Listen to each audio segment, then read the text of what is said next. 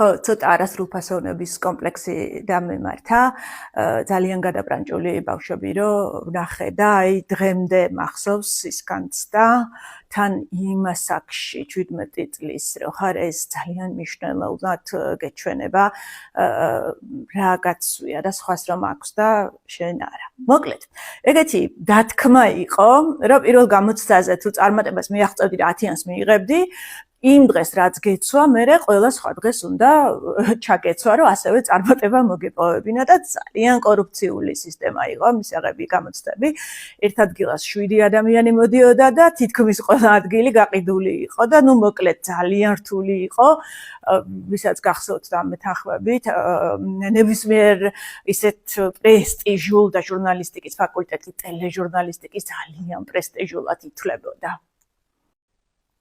მოკლედ ისე გამოვიდა, რომ პირველ გამოცდაზე მგონი 9-იანი მივიღე ქართულ წერაში და შესაბამისად ყველა დანარჩენ გამოცდაზე მეცვა ის ერთადერთი კოპლებიანი კაბა. სხვა არც მქონდა, ანუ იდეაში აი ამ ცრუ რწმენამ რაღაცნაირად გაამართლა ჩემი ერთი და იგივე ტანსაცმელი. მას შემდეგ აი ეს შეთანხმება შავ ფონზე თეთრი კოპლები ძალიან მიყვარს. და სულ მახსენდება ეს რომ ჩავიცვავ ხოლმე ცოტა სენტიმენტალური ტიპი ვარ რომ ჩავიცვავ ხოლმე იცით რა მომენტი მახსენდება ეს რატო არ დავწერე წიგნში ბოლო გამოცდაზე ინგლისურში 10-იანი რომ მივიღე მახსოვს როგორ ჩამოვრბოდი უნივერსიტეტის მაღლივი კორპუსის კიბიდან და დედას ვაჩვენებდი ესე 10 და ეს კაბა ეს რაღაცნაირად შრიალებდა. 90-იანელებო, თქვენ რა მოგონებები გაქვთ მისაღებ გამოცდებთან დაკავშირებით?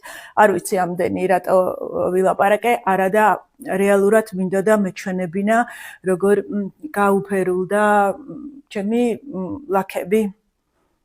და ეს ოქროს კრემის დამსახურება, ვინც ხართ ჩემი ფოლოვერები, და მაკვირდებით თქვა თუნდაც 2-3 თვეა ზაფხულში როგორი იყო აი ესეთი შავი და საშინელი ხო და აი ხვალ პირველად გარდაგიმალავთ აი ძანგულა ხდილი ვარ ხვალ მივდივარ პირველად პროცედურის გასაკეთებლად რომ ოქროს კრემის შედეგს პროცედურაც დაუმატა და იქნება გაქრეს და დავისვენო მეც კოცნით ბედნიერი დღე